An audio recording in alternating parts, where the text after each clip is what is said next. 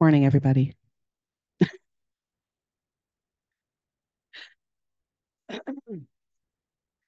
We're going to get started here in a moment.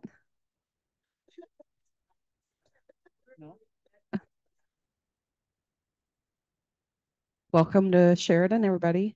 And thanks to all of you who came in person. I appreciate it. It's nice to see all your faces. So quickly before we get rolling, you can see we've got some little lavalier mics. We don't have like a wireless mics yet. So if you are going to be talking, please grab one of these and get mic'd up so that people online can hear you. Otherwise, they're going to be feeling left out of the conversation. So make sure they can hear you.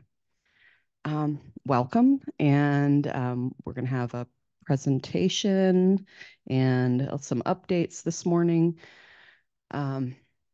And I just want to start off by, I think all of you have been in most of our meetings, but just kind of level setting that we are on our path to focus additionally on affordable housing in besides just homelessness. So I think everybody's pretty excited about that new focus for the group. And so we'll hear a little bit about housing today, and then we'll also hear some more an update on homelessness. So I think we'll get both elements today. And let's see, we'll get started if Brittany is ready. We have Brittany. Great. We have Brittany Catalinas. Did I say it right? Catalinas? Okay. And Brittany is going to talk about Be Connected. She's getting mic'd up. And we've got some slides, I think. Go ahead, Jim. What's up? You turn the switch on it on the top there. Top little. Yeah. Yeah. Thanks. Good morning. And I would defer to Gretchen for this if you'd like, but I was just going to give the group two minutes of context for Littleton's work Thank you. with Be Connected. So Littleton has or owns a property with 29 affordable housing senior housing units on it. And we've had the challenge over many years and more focused recently, thanks to this council dedicating the time to it to decide what's best for that property that the city owns. And the policy goal was decided that there really was we could do more affordable housing for more people if we redevelop the site. But we did have a number of seniors living on the property. And I won't go through the whole story, but I think it's important as a setup to Brittany's presentation just to talk about how we engage, Be Connected, and why. Once we decided that we wanted to move forward with redeveloping the property, the council said very quickly, we need to know who's there and take care of the people first. And I think that people first priority was really key to getting us through what could be and has been for our community a difficult dilemma, at least, and a crisis potentially for the residents. It's been that way for a number of years. So I think, we said let's really, let's prioritize people. And we said, how do we do that? And we said, well, we need to know who's there. We need to know about them. We need to know how best to care for them through this transition. Um, and so we found, and I know that Brittany's done work with several communities in the area and has done this work really more broadly throughout the Denver area. So her work really, really helped us to get through this policy challenge. And I think I will say that I feel that her work demonstrated that the city does care. And I think more than that, we've been able to help resettle seniors in probably a better circumstance for them. And it's going to help us to do good things for our community. So with that, I would try to turn it back to you and then back to Brittany, Mayor.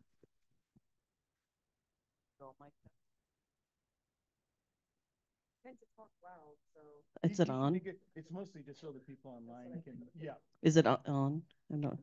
Yeah. Okay. Okay. Little green light on. Or do this. Go like that. No. Oh, there it is. There you go. Oh, I can hear myself. Okay. Yeah. Just got off of a flight, so you guys got low energy, believe it or not. So I'm Brittany Catalinas. I'm founder and CEO of Be Connected and Connected Technologies. We are a social enterprise that really equips communities, landlords, operations with the a way to measure their social impact through citizen engagement tools. So when we can really uplift the authentic voices of communities, of programs, those are your indicators of health, right? If your programs are working for the people, you're going to have de-riskments of investments, and chances are you're going to be spending a lot less in care and overall operations. So that's what Be Connected and Connected Technologies does in general.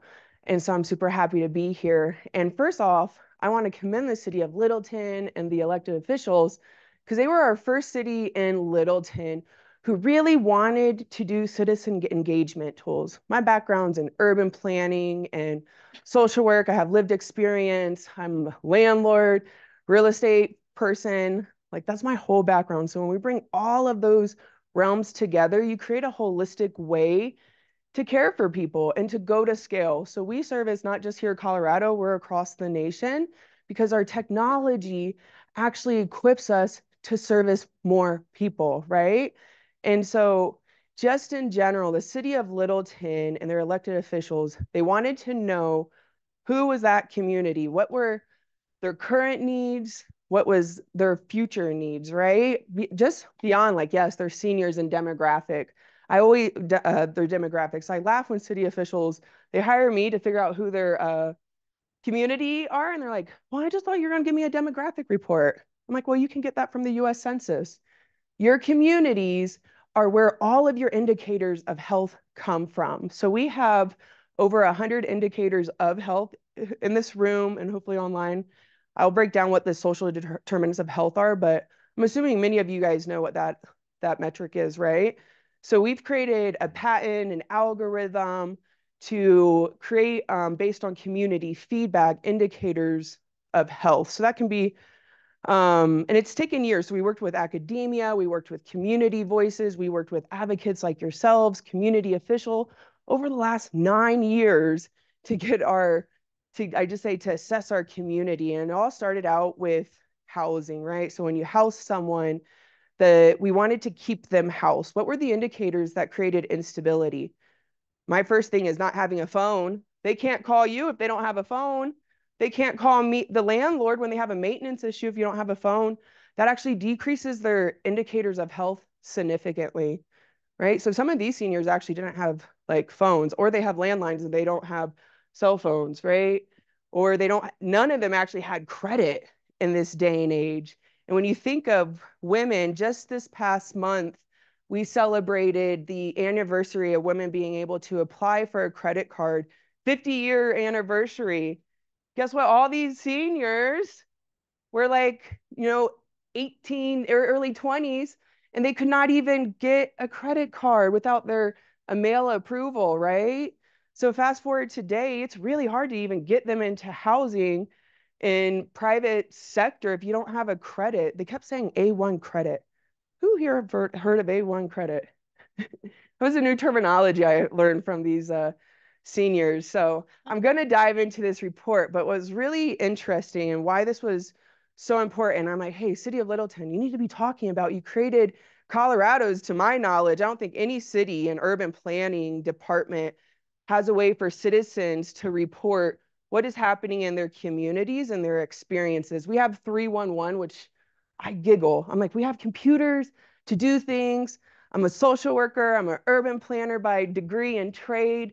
I'm like, why are we not automating things that computers can do? And when citizens have an issue, there needs to be a way to that we can capture that experience to then make best decisions. So we gathered all these indicators of health and data and gave it to I say the citizens, but also the elected officials of Littleton to actually make a decision. And then two, this decision was all quantified. So the citizens of Littleton, there was total transparency in what was happening and who these communities were. It wasn't like, oh, let me guess. No, it was laid out. And it was laid out in a way through indicators of health. So I'm gonna like dive in. So I appreciate that background. I wasn't gonna go through like that whole background. But so far, we are compiling our next update with the City of Littleton council to show after we've relocated the residents, what are their new social determinants of health. It is actually better, even though they were so happy and they've been at the Geneva Village for so long. You'll see what their indicators of health were, which was really tied to how low the rents were. So the indicators look really high of the individuals, but when your rents hadn't changed since the 70s, so it was like $300, $400 for each resident.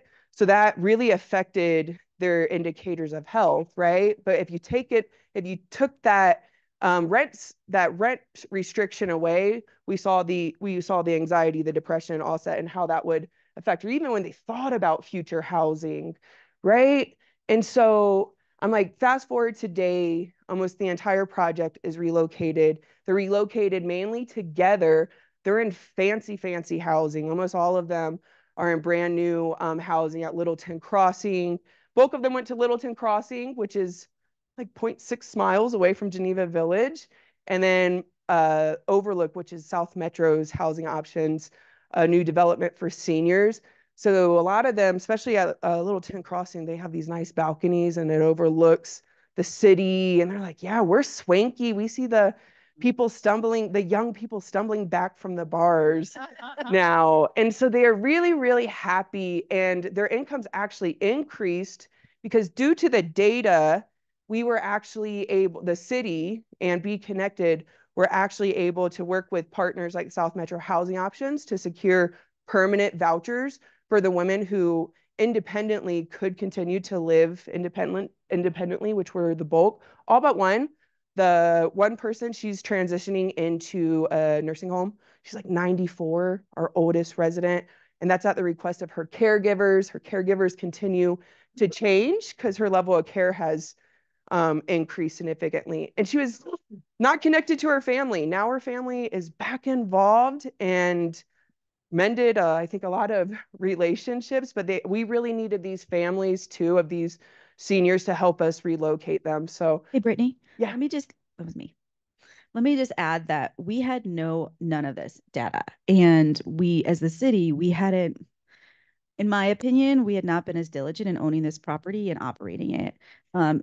It was inherited as part of a deal from the 70s, and all that was on it was an age restriction, but there was no income requirements or anything like that, and the city hadn't really policed that or done anything around that. So when we decided to make a policy decision, do we renovate the property and preserve it, do we redevelop it so that we can serve more people, it was who, like Jim was saying, who's there, but we really had no idea who was actually there and what income levels there were. So that's part of the context for this. We didn't know, are they all low income? We had made those assumptions, but we had no data to back it up.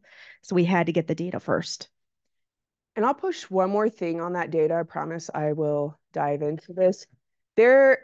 What's the fastest demographic in Colorado going into homelessness? 65 and older. Man or woman? Women, probably. Yeah. How many research studies have you even read on a nationwide level that talks about senior women? How many councils are talking about seniors aging? I've only really heard of one. And it was the city of county of Denver. And here it's our Vietnamese senior population. And we had no indicators on why she was going homeless. So I actually want to commend, this is the first senior research study that I know in Colorado that has a focus on senior women. So if you guys can take home with you this experience of these women back to your communities, chances are you're going to have the same sample size. And you guys know where Geneva Village is at. But I just want to like focus on that one piece. So when you're looking at some of the this whole report's all visualizations, live data, dashboards. That's why some of the graphics were kind of wonky because it was pulling from our data wrap system. But majority of the women experienced domestic violence. The domestic violence actually came from their partners and fathers who came back from wars with PTSD that was undiagnosed.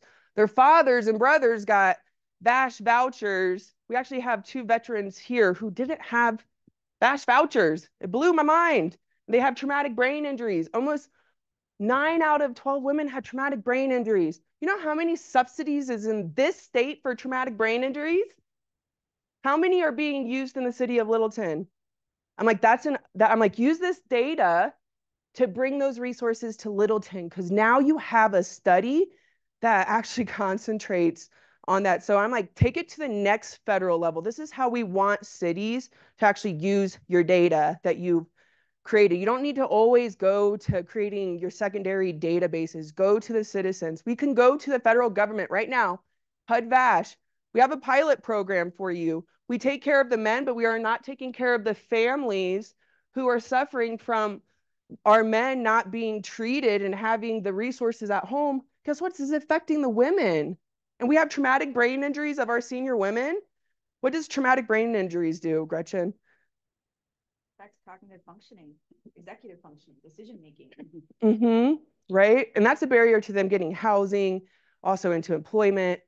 But also, these women didn't have credit cards. None of them. They didn't pay into retirement. That all affected these things.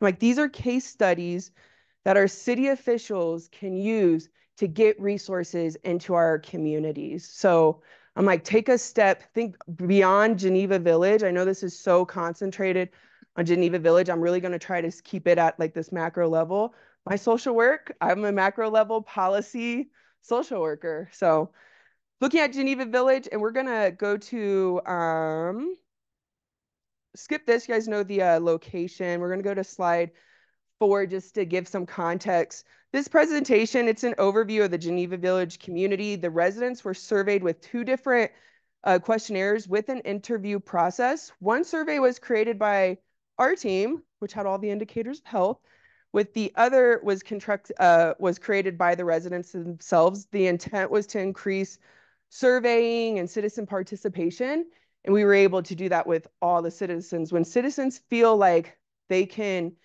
provide their authentic voices, they're going to engage in the process. So to have 100% engagement during citizen participation, even at a low number, is really challenging. We can go to the next slide 5. By quantifying and analyzing the survey data, we were able to present information and insights into this community to help council members to direct decision-making process in the community. And I'd like really in the beginning opened up what that looks like. Slide 6. The following, and these are the only heavy data, just giving you guys some background. The text. I hate text. So I'm like, oh my God. The following slides will illuminate the backgrounds of the residents that make up Geneva Village. Measurements were taken into categories of livelihood, social, emotional state, and resource. So we really took those indicators of health and broken them down into 4 different categories. And so each question that we would ask would be linked to multiple indicators. So it's like the way that you would ask a question too. So not just, you don't have to, hey, are you experiencing misuse of substance? Do you know this? Do you know this? Are you misusing this? That's a lot. Can we take one question and cultivate and get a lot of information out of one? Yeah, and that's working with experts like the Harm Reduction Center, landlords, psychologists, all these folks to the Burns Institute, trying to really, these indicators to really be able to get it down into the indicators of health. So why is indicators of health? This is what the federal government wants. So when we can prepare communities to already apply indicators of health, you can instantly get it up to the federal government, global levels, because that's like what they're looking for. So if we can jump to slide 7, this is a tip of the iceberg diagram used to show the demographic backgrounds of the communities.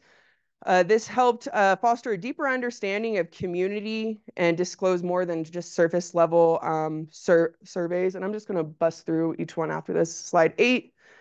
The donut charts were provided. This is more of like the background information. And I'm not going to read through, just showing you essentially different dashboards of the data. This is just more of the background. We can see like the domestic violence, and the city has all the raw data of this too, so they can really start to, if they, to start to extrapolate different patterns themselves. This was really more focused on like the city. So this is the breaking down on the personal experience. Next slide is really that livelihood and looking at the different things. Why are seniors important in our communities? They volunteer. They love their community. They are the eyes and ears of the community. Also, we associated cars were like the women's. I'm sorry, it cut off.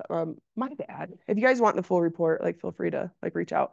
But the largest asset that women had were cars, but only half of them owned the cars. Just in general, I laugh because a lot of the women, they're like, yeah, we decided to give up our cars so our children didn't have to do that for us. So that's a really good place to be. And I provide caregiving to my grandma, and she's 81, and she's like, I can't really see out of my eye. And I'm like, I can't believe they gave you a new license. Switching next, or another, the social emotional well-being of the residents. Gretchen brought this up about the property's operation. It's about like the vacancies. How do the vacancies at a senior community, how would that affect the social well-being of the residents? We actually saw increase of depression and anxiety, because every time they saw a vacant property, reminding them of a ghost town and then who used to be there. And then like, oh, am I going to get displaced? Where am I going to sleep? Those are the same. We can draw conclusions from these seniors of our residents who are unhoused on the streets. When you do not feel like you have a place to sleep, all you can think about is just that moment in time. I've been homeless myself. I've been a ward of the state. So when I think of stability, how do we break that crisis? It has to go back to that personal safety first, right? Then we can extrapolate from that.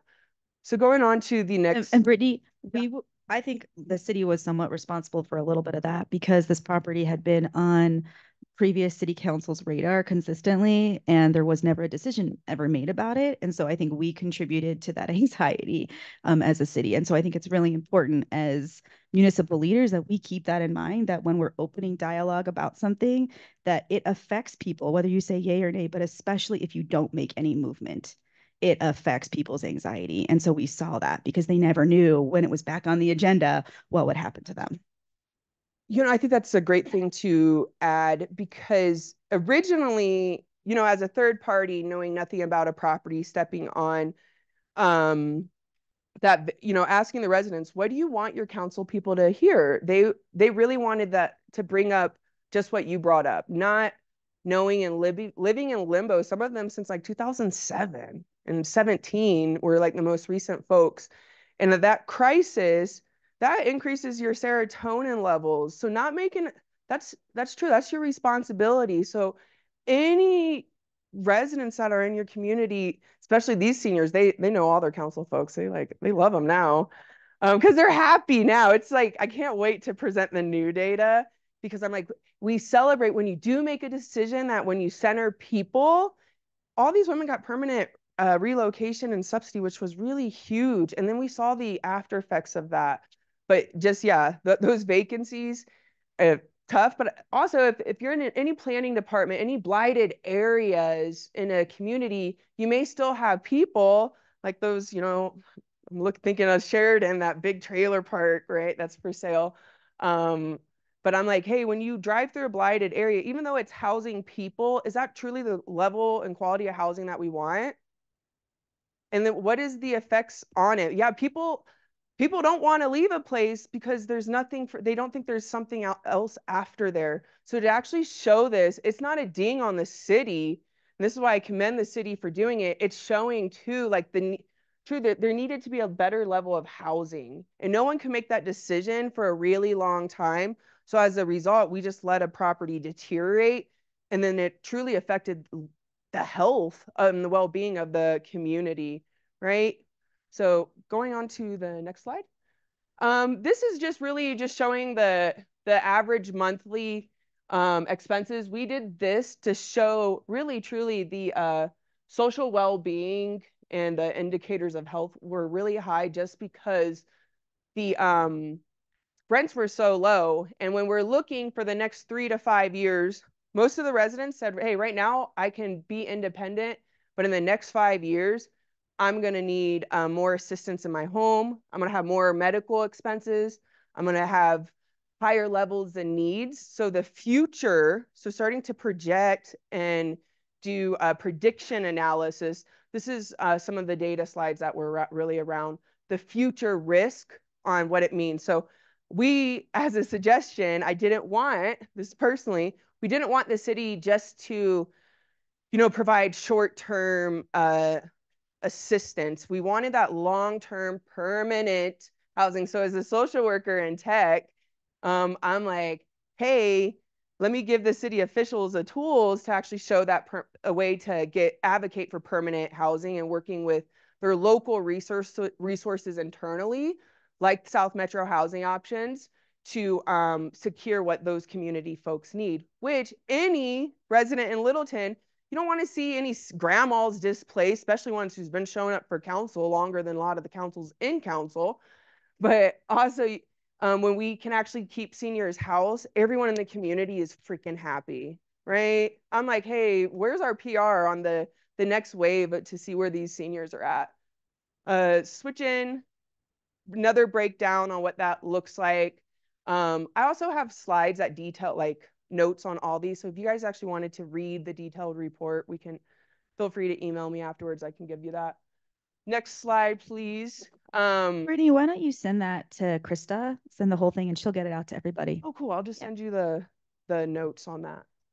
And so this was, we've already touched on this, really sustainability was permanent housing. We gave the tools and the data to do that. Switch in. And we can keep going. This just like really breaks down the financial analysis more than we can know. But it was really the big impact on the financial analysis was when the rents did not change since 1976, which I don't know any other property in my brain that has changed like that. Or there's no other property in Colorado I know that was like Geneva Village.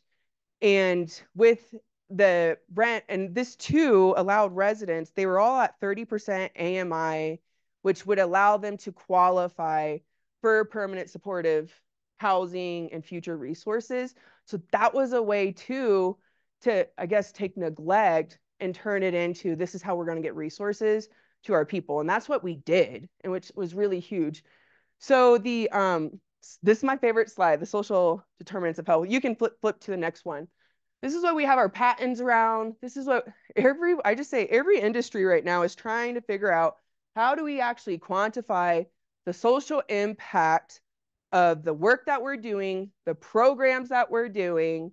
And so this is Geneva Village. This is looking at all these indicators, community health, financial necessities, social well-being, and then the property maintenance. So if the maintenance team wanted to know like, hey, we partner with the Denver real estate moguls, they're our third-party property operator. Is there accountability? Are they good?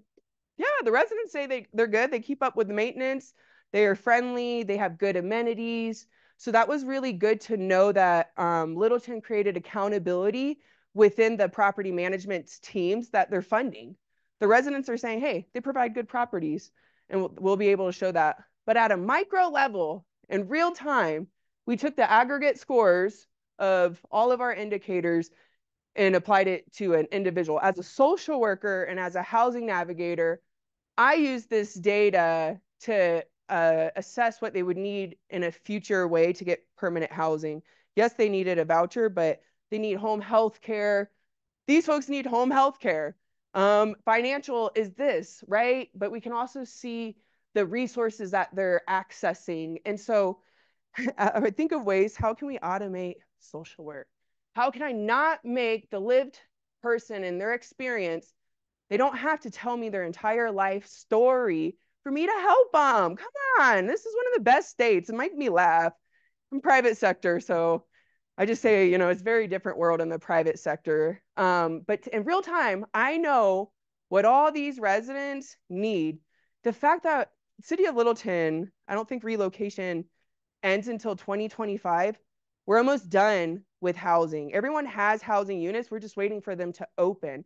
We're well ahead of the projection to relocate people, not only because we have landlord relationships. I know what the hell my residents need and at what rate. So you can apply this to every shelter system, every program that you work with as elected officials.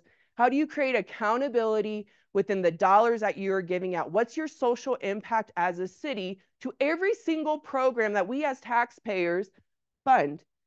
Show me your social impact, right? Also justify what residents need so we know, hey, when we're setting up that shelter program or that housing program, we know we're going to need more social emotional services, which would probably be behavioral health needs, right? We need food access in real time. Residents always know what they need. So as elected officials, as programmers, as community developers, go back to your residents and open up ways. As a landlord, if you want to, I just had a landlord, hey, I want to remove a couple parking spaces and put in bike racks.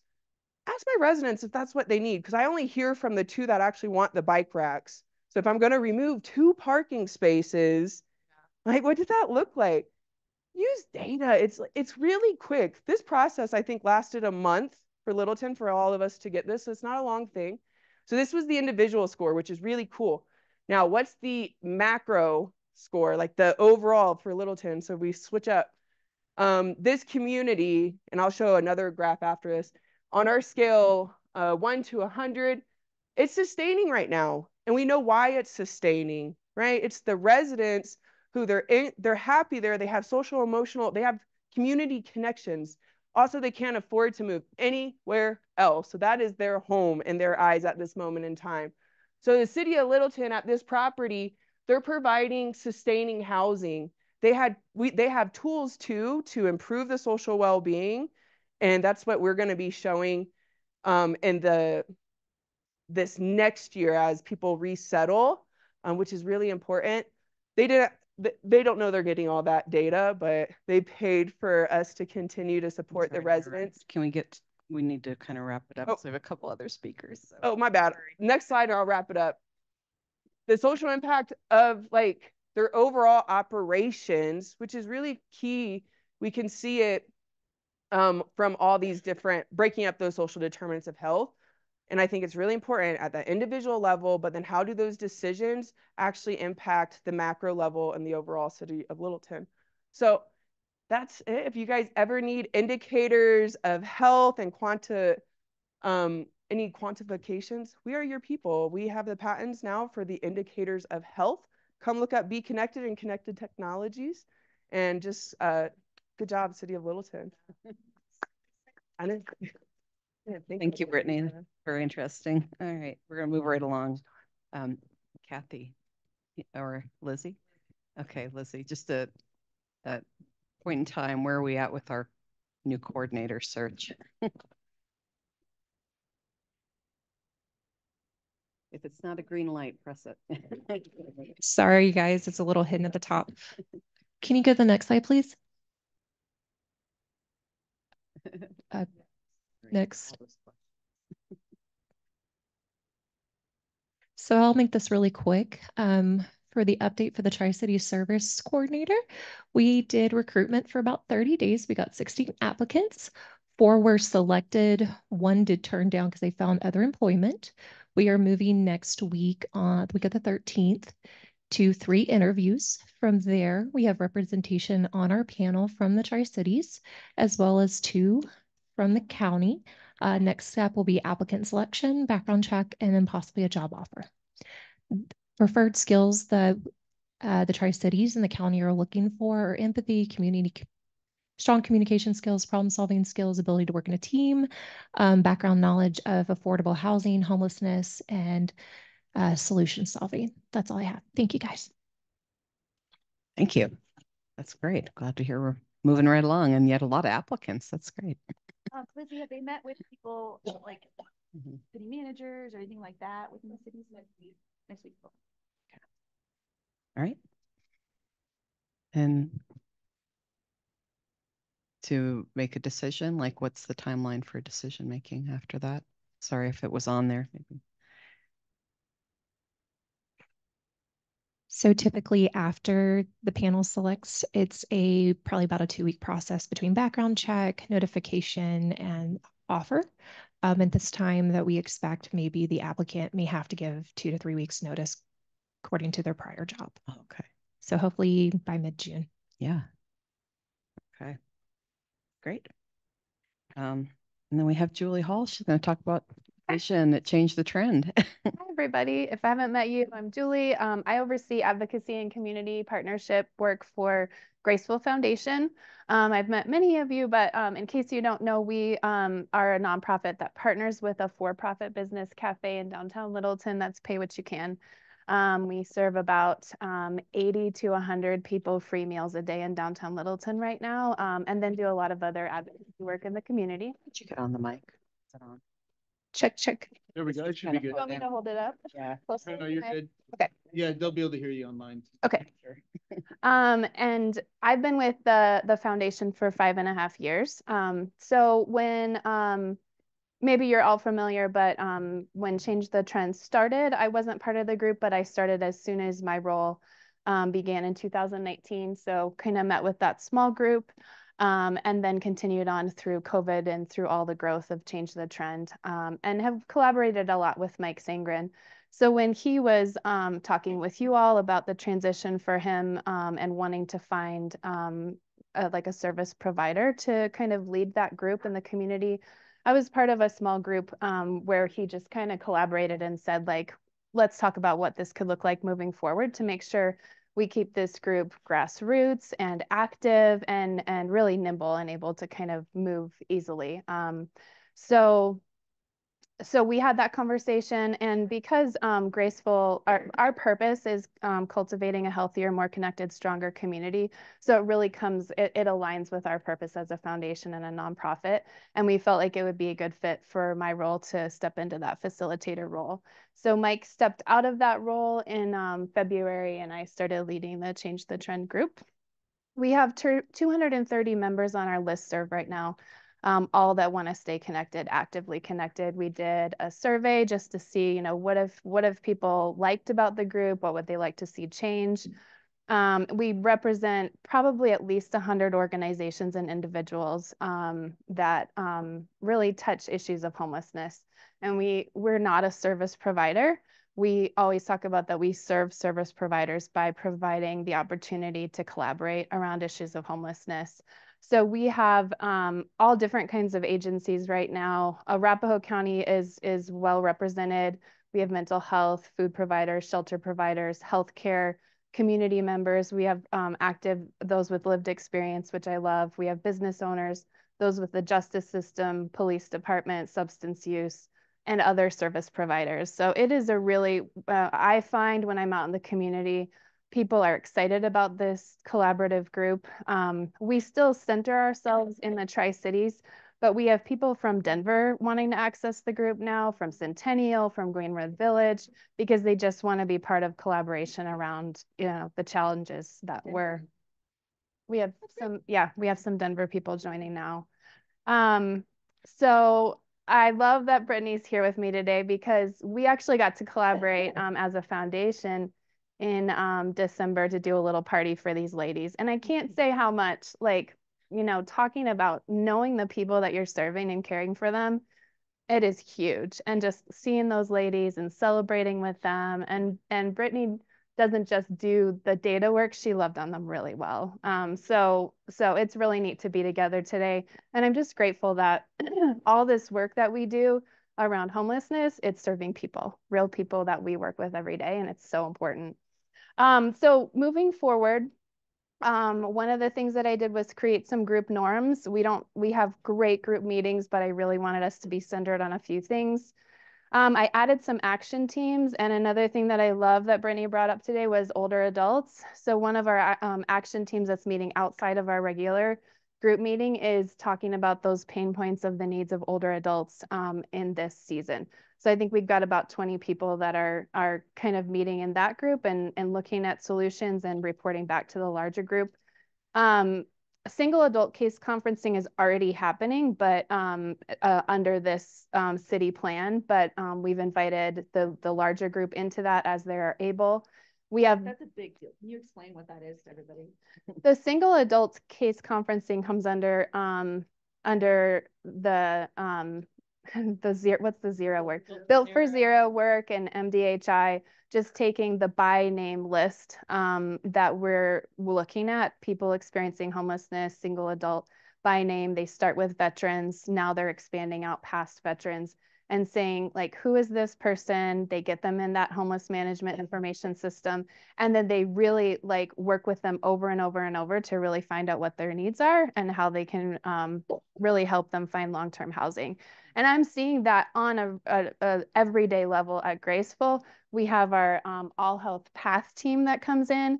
They meet with our guests iteratively, and they really help them find what's my next step towards getting off the streets. And I can't tell you how effective it is, because our friends over and over and over, I'm understanding that resource navigation is so difficult and getting to all those different resources. So that's an important group that meets. Family homelessness, that comes under the heading of this policy group. That group is on a little bit of a break until we see this new person hired. But that's like a whole special entity that we're trying to serve and be creative with, because family homelessness is different from single adult homelessness. So we have really good collaboration. And I will say our family county navigators are amazing. We've got 4 of them. We work closely with them, and they're really active in the community and doing really good work. And then the last one is food insecurity. And the way homelessness and food insecurity overlaps is really significant. So looking at that, but we expanded that group, and I'm really excited. And Carrie has been part of this getting up a food security collaboration in Arapahoe County and really using this Tri-Cities momentum to get that going, because food security is still popping up as a top needs assessment for our county, you know, for our city, I'm sure. And so that is, we have some funding through Arapahoe County Public Health, a grant, somebody that's working on a grant. And we're working with a consultant right now to do strategic planning to really make that a robust coalition. And then hoping to look at some long-term funding. So that one, we're pulling in our Change the Trend members that want to like work around food security, but we're also pulling in our county because they oversee SNAP and WIC and community resources, and we want to just all work together to make sure our county gets fed. And we see real time the challenges people have with staying on programs like WIC and SNAP and that sort of thing. So we just want to like help collaborate, just work together to better get people fed. Are you finding that people still have a resistance to getting on assisted programs, or is there kind of a community norm that this is good, this is a good thing, get on these programs and help, you know, let us make sure that you have what you need? I don't see so much resistance. I see a lot more, it's hard to get through the red tape. And it's hard to stay on the program, and then you get kicked off. And if you don't have a reliable address, you don't know that you're kicked off until you go to use your food stamps or they run out too soon. We just gathered some data from lived experience, and we're seeing some of those kind of things. And then there are some of our people that their children would qualify. They don't qualify, but their children would, based on their status, and they're afraid to get their kids on because they're afraid of public charge and things like that. So there's still a lot of important education that needs to happen, but our caseworkers are overwhelmed, and people sit waiting for these benefits, the ones that want to get on. I'm sure there is still some of that stigma, but I think what I see more is it's just Colorado is under. I'm also with Blueprint to End Hunger on a state level, and they're under not disciplinary action, but they're under an action plan to be more timely with SNAP, and they're working on it. But it's like a whole statewide thing. It's a challenge right now. Okay, but I do want to point out that Arapahoe County is one of the highest performing counties in the state. So, Excellent. sorry, I have Thank to you. give a shout No, out to I'm happy for our you to folks. do that, We Carrie. really are, because it's huge. Yeah. And a lot of this is because of the end of the public health emergency after COVID. Is we are seeing, like, we had 100,000 people that we had to do a redetermination on for Medicaid. So, and the application went from something like 10 pages to 50. So it's really a massive undertaking, and I'm very proud of our team. So I have to Yes. brag on No, them. thank you for saying that. No, it's But it is a amazing. problem. It's a huge problem. It's administered county level. So like we have to do our work here to get it done. So I love that. So just to wrap up briefly, we are a couple other things we've instituted is a Slack channel for real-time communication. Our providers see needs all through the week. So we're just trying to communicate better around getting people resources. We're trying to provide more in-person FaceTime networking and opportunities for pain point discussions. One of those I'll just mention is the migrant community and their needs coming alongside of the needs we already see in our community. So we had such a robust conversation from someone with lived experience who's a service provider and talking about how do we talk about this challenge? We have service providers who are providing shelter to people, and the migrants are getting in line ahead of their typical person, and they want to serve everybody, but they just bump up against capacity. So what do we do about that? We care about all people, just having these kind of conversations. So I guess in the future, just as I think about collaboration with this group, like we would absolutely love to work closely with this new coordinator when they're up and running and make sure, I don't know if it's people that have already been embedded in the community, but if they're not, we would love to be part of like helping them know what all these resources are that we're working around. I can't tell you how often we come to our Change the Trend network and say, we have somebody that's navigating this challenge, and somebody is right there to say, I know what would serve that person. So we would love to be part of that. We would love to continue to speak into the action plan as service providers and those with lived experience. And then there's a lot of interest around the navigation center and, some concerns about like transportation, and maybe this is where we use some of this data that Brittany is gathering to say, like, what do people need to access the resources? We want to know, like, how will people get to the navigation center? Who will be there? Like, who will be there to serve them?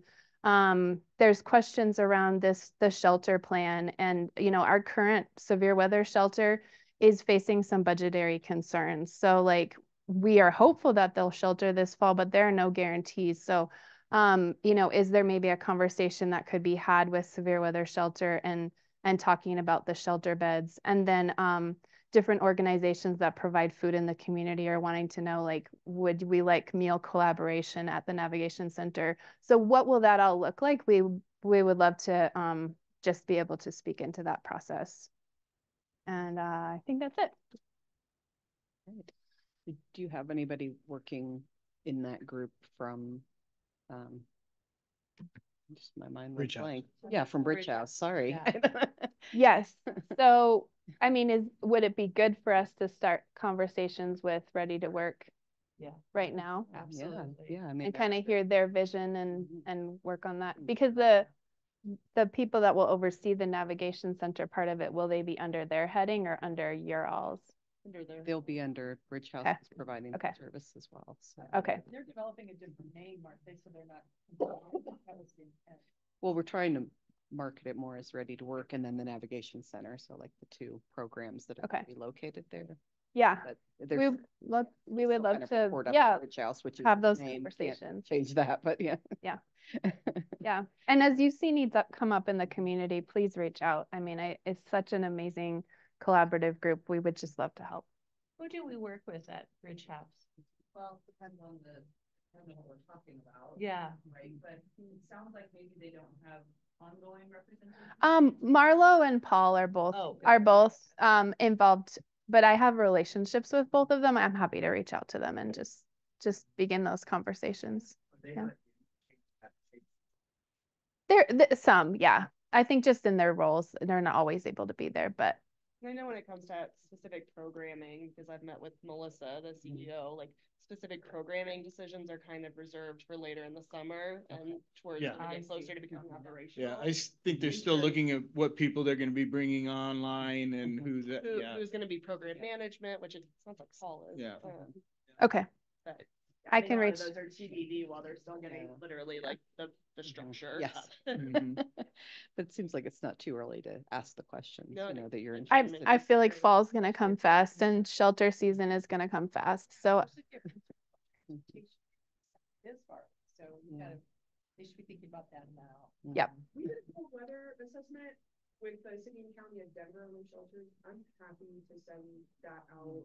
It was just like, what were the unhoused, were they prepared? And this was to pass the $70 million budget to open up the shelters. So I'll send that out to you. Yeah. Thank you. And Julie, I was just gonna say thanks for stepping in, lead change the trend. Yeah. Absolutely. One thing I think we've been concerned about Yes. is what's gonna happen after Mike moves on. And I think it does take somebody for passion for that kind of in-between space, language stuff. And Yeah. excited about your leadership. Thank you. Yeah. We know it's on top of what everything Yeah, else. exactly. Yeah. I was also going to mention on severe weather sheltering that we have connected movement 5280 to our farm marshal's office and going to permit to try to start the process to get that facility ready for severe weather sheltering. That'd be amazing. Thank you. Yeah.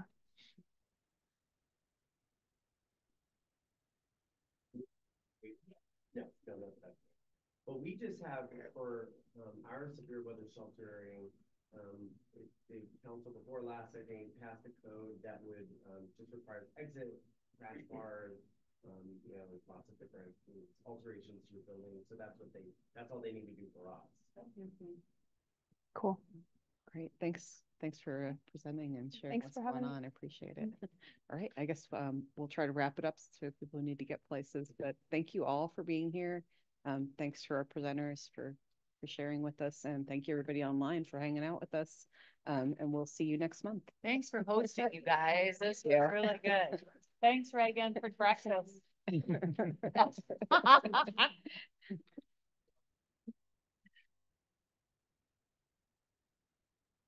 Somewhere I can take the call. Of course, it's my office if First you meeting want. from here, if you don't mind. You can use my, or you can use Lisa's office.